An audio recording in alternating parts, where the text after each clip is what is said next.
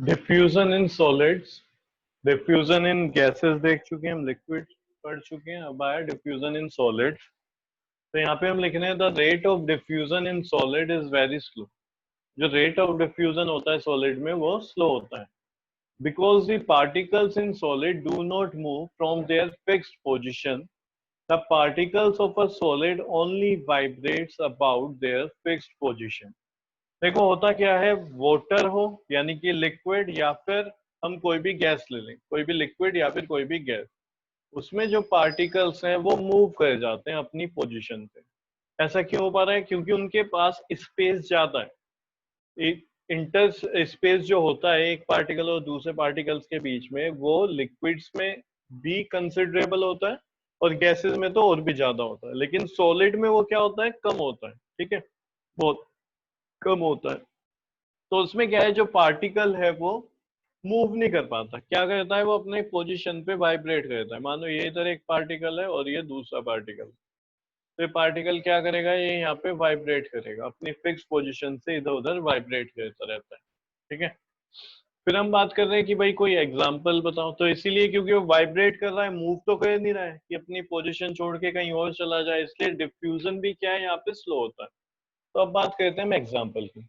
तुमने एग्जाम से पहले कई बार देखा होगा या तुमने खुद भी किया होगा, तुम्हारे टीचर क्या करते हैं, जो चौक होता है ना, उसको क्या करते हैं, उसको गीला कर लेते हैं और उसके बाद डेस्क पे या फिर बोर्ड पे तुम्हारे रोल नंबर लिखते हैं। ऐसा क्यों करते हैं?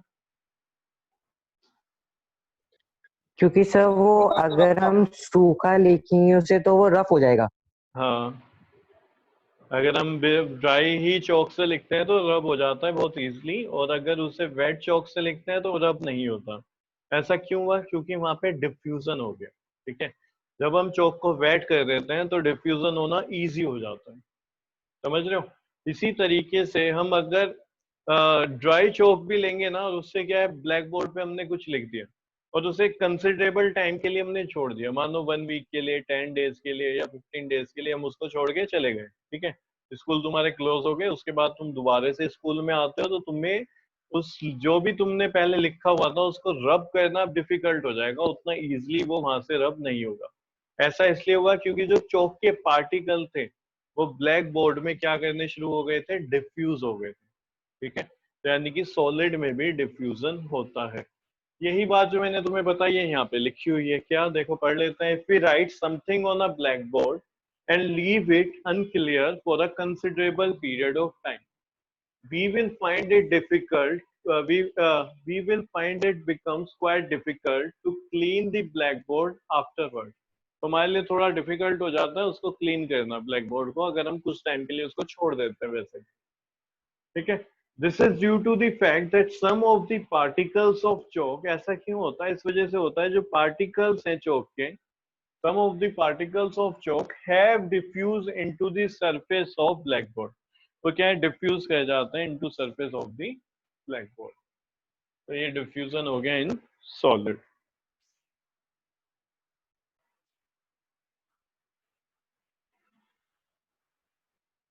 टॉपिक है हमारा कॉमन यूनिट ऑफ टेम्परेचर, क्योंकि अब आगे आगे हम धीरे धीरे टेम्परेचर की बात करना शुरू कर देंगे। बॉइलिंग में टेम्परेचर आ जाएगा, ठीक है, मेल्टिंग में टेम्परेचर आ जाएगा। तो वहां पे फिर हमारे पास कई जगह पे न्यूमेरिकल क्वेश्चन भी आते हैं जहाँ पे टेम्परेचर डिग्री सेल्सियस में दिया होता है या फिर केल्विन में दिया होता है। तो हमें पता होना चाहिए कि भाई ये है क्या, डिग्री सेल्सियस और केल्विन। जैसे कि मैंने तुम्हें बताया था कि भाई कहीं पे हम अगर किसी डिस्टेंस को मेजर कर रहे हैं तो मीटर में भी कर सकते हैं, किलोमीटर में भी कर सकते हैं, इंच में भी कर सकते हैं, सेंटीमीटर में भी कर सकते हैं, यानी ये सब की सब यूनिट है। लेकिन इनमें से एक यूनिट है जिसको हम बोलते हैं एसआई यूनिट, यानी वो यूनिट जो हमने साइंस में फिक्स की हुई है। क्लियर है? तो उसी यूनिट में फिर कोई भी हमारे पास क्वेश्चन आता है, हम न्यूमेरिकल आता है, हम चेंज करते हैं उसको एसआई यूनिट में। इसी तरीके से यहाँ पे भी हमारे पास कई यूनिट हैं। तो एक तो हो गया हमारा डिग्री सेल्सियस और दूसरा है हमारा केल्विन।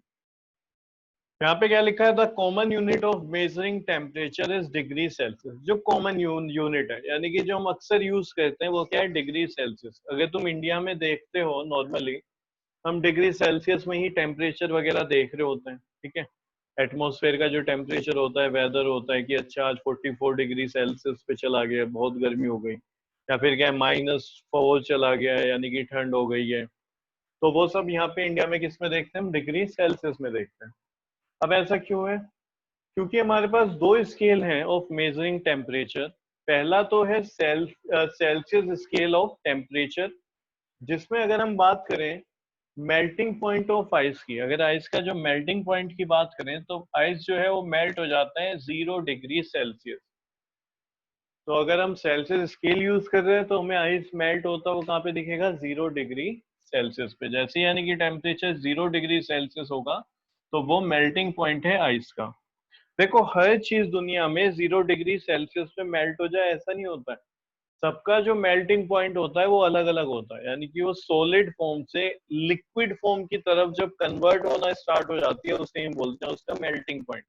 तो अभी हम बात कर रहे हैं आइस की, तो आइस का मेल्टिंग पॉइंट 0 डिग्री सेल्सियस है। अब तुम बोलोगे कोई और सब्सटेंस हम ले लेते हैं, आयरन ले लेते हैं, लोहा, तो क्या वो भी 0 डिग्री पे मेल्ट हो जाएगा? नहीं, वो तो नहीं मेल्ट होगा।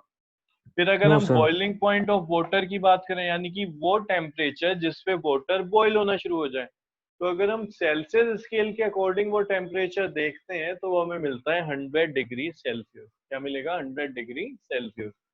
फिर हमारे पास दूसरा स्केल है केल्विन स्केल ऑफ टेम्परेचर। इसमें सेम अगर हम आइस को देखें कि वो कहाँ पे भाई मेल्ट हो जाता है, तो उसका मेल्टिंग पॉइंट निकल के आता है 273 केल्विन। कितना हो गया मेल्टिंग पॉइंट? 273 केल्विन। और जो बॉइलिंग पॉइंट है वाटर का वो कितने केल्विन आएगा केल्विन स्केल पे? 373 केल्विन। यानी कि जो चीज यहाँ पे जीरो थी वो यहाँ पे कितना आ गया? 273 केल्विन।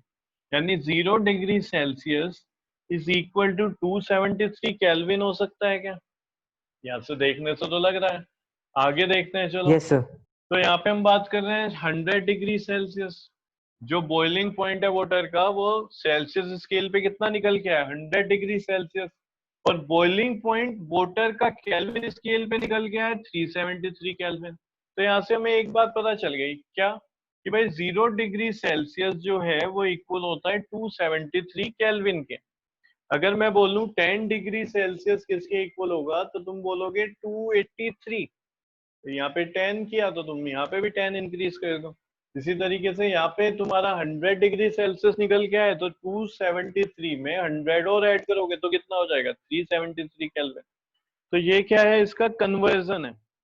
यानी कि अगर तुम्हें केल्विन और सेल्सियस में चेंज करना है तो तुम्हारा जो फॉर्मूला एक तरीके से कन्वर्जन है वो क्या है? 0 degree Celsius is equal to 273 kelvin. ठीक है, अब तुम चेंज कर सकते हो उसके अकॉर्डिंग, सेल्सियस और केल्विन तुम्हारा चेंज हो जाएगा।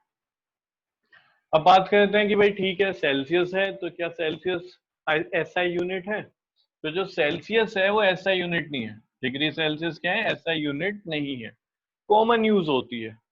इंडिया में भी हम इसी का यूज कर रहे होते हैं। जबकि एसआई यूनिट क्या है? The SI unit of measuring temperature is kelvin. कितना है वो? केल्विन है। यानी कि अगर तुम साइंस में कहीं पे भी कोई अपनी रिसर्च पेपर पब्लिश करते हो, कुछ करते हो और वहां पे टेम्परेचर की बात हो रही है, तो तुम डिग्री सेल्सियस लिख के आओगे या फिर केल्विन मेजर करोगे? वहां पे सर केल्विन। केल्विन करोगे। ठीक है।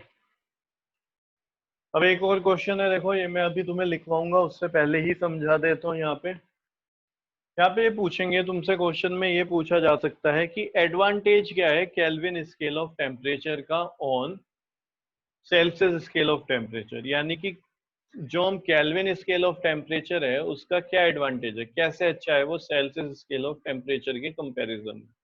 तो जरा ध्यान दो, हम टेम्परेचर सेल्सियस में जब इंडिया में बात कर रहे होते हैं तो हम नेगेटिव में भी बोल रहे होते हैं। जो विंटर्स आती हैं इंडिया में तो काफी प्लेस पे जो कि हिली एरियाज हैं वहां पे टेम्परेचर नेगेटिव में चला जाता है। -5 हो गया, -10 हो गया, सियाचिन पे तुमने सुना हुआ है -40 तक चला जाता है, उससे भी ऊपर हो जाता है कभी कभी। Yes sir. तो यानी कि वो जो टेम्परेचर है हमारा वो सेल्सियस स्केल के अकॉर्डिंग है। तो सेल्सियस स्केल हमारा कुछ इस तरीके से होगा, उसमें यहाँ पे 0 होगा, ये पॉजिटिव वैल्यूज होंगी और इधर नेगेटिव वैल्यूज होंगी, ऐसे ही चल रहा होगा। केल्विन स्केल में अगर मैं बात करूं कि भाई सियाचिन पे जो टेम्परेचर है वो -40 डिग्री सेल्सियस हो गया तो केल्विन में कितना निकलेगा वो? सर वो पॉजिटिव रहेगा केल्विन में। पॉजिटिव रहेगा, कितना हो जाएगा 273 से तुम -40 कर दोगे, ठीक है, क्योंकि 0 डिग्री कितना है 273। मैं बोल रहा हूँ 1 डिग्री तो तुम इसमें एक ऐड कर दोगे, मैं बोल रहा हूँ -1 तो तुम -1 कर दोगे, -40 बोल रहा हूँ तो 273 से तुम -40 कर दोगे, तो तुम्हारा कितना निकल के आ जाएगा, तुम्हारा निकल के आ जाएगा 233 केल्विन। 233। ठीक है, तो एडवांटेज क्या है केल्विन स्केल ऑफ टेम्परेचर, ये बहुत इजी स्केल है, क्योंकि यहाँ पे जो भी नंबर है वो पॉजिटिव में, जो भी नंबर है वो क्या है पॉजिटिव में। अब अगर कोई और कंट्री से कोई पर्सन यहाँ पे आता है तुम्हारे पास और तुम उसको टेम्परेचर बताने लगो कि भाई तुम वहाँ पे शिमला में अगर इस टाइम पे जाओगे, मतलब विंटर में तुम कह रहे हो, तो टेम्परेचर वहाँ पे तुम्हें -4 डिग्री सेल्सियस मिलेगा। अब वो क्या है, उससे सेल्सियस नहीं पता, क्योंकि सपोज उसकी कंट्री में केल्विन चलता है, तो -4 से क्या है वो कंफ्यूज हो जाएगा। क्लियर है? तो जो इजी स्केल है, हम क्योंकि इसमें देख रहे होते हैं तो हमें इसकी आदत पड़ी हुई है। वैसे जो इजी स्केल है वो क्या है, केल्विन स्केल ऑफ टेम्परेचर, क्योंकि यहाँ पे नेगेटिव कुछ नहीं होता, जो पूरा स्केल है वो किस में होता है, पॉजिटिव में ही होता है। तो मैं तुम्हें क्वेश्चन बोल रहा हूँ, तुम क्वेश्चन लिख लो यहीं पे, क्वेश्चन लिखो जरा। What is the okay sir. Advantage of what is the advantage of Kelvin scale of temperature?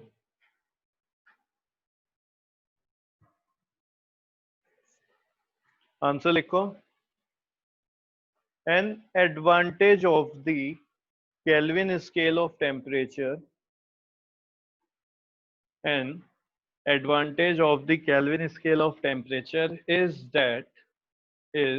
that all the temperature on this scale, all the temperature on this scale are positive, are positive। इसके बाद एक अगली line में तुम क्या लिख लोगे, इधर ही लिख देता हूं मैं। अगली लाइन में लिखना, नेक्स्ट लाइन में 0 degree Celsius is equals to 273 kelvin, ये लिख लेना याद रखने के लिए बात।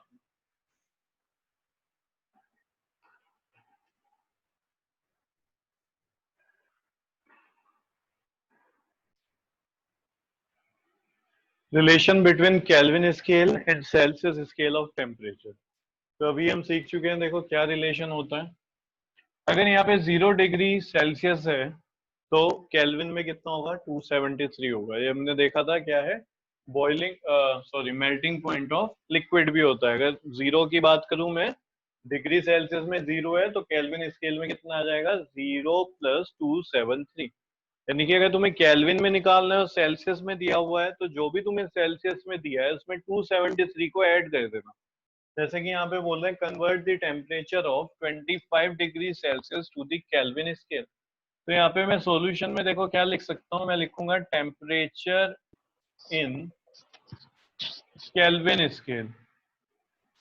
ठीक है, ये हमने फॉर्मूला लिख दिया क्या, डिग्री सेल्सियस + 273।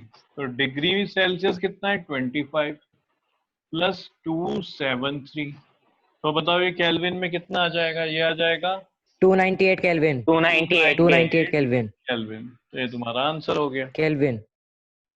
ठीक है, इसी तरीके से अगर तुम्हें केल्विन से सेल्सियस में जाना है, केल्विन से क्या करना है तुम्हें सेल्सियस में जाना है, कह रहे convert the temperature of 300 kelvin to the Celsius scale.